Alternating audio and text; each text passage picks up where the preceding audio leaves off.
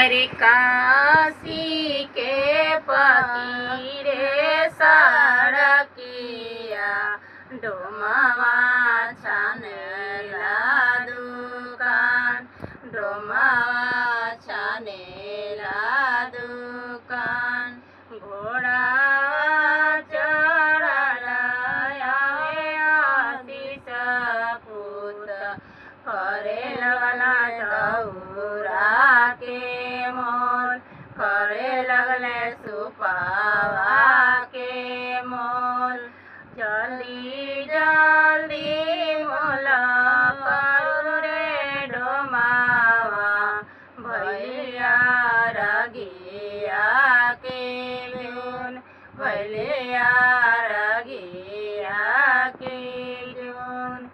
तीना दिन कबू कल के आयावा अम्मा मोरे जल बीचे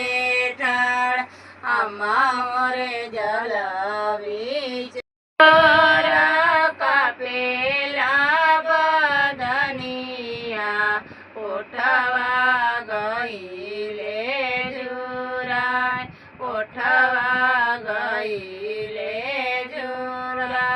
जौनपुर के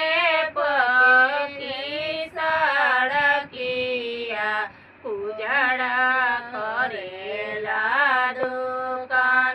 उजड़ा करेला दुकान घोड़ावा चढ़ला सबूत करे लगला फलावा के मोल घोड़ावा चढ़ला भव्य पूत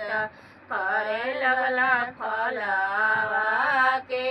मोल करे लगला नारियर के मोल जल्दी जल्दी मोल करू रे उजाड़ा भैया रगिया के जून भैया रगिया के जून तीना दिन कबू खाली तिरियावा अम्मा मोरे जल बीचे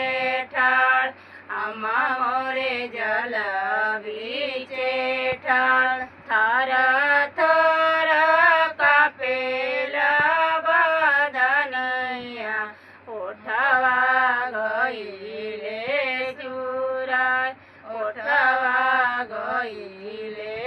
जुराय। बोलो छठी मैया की जय।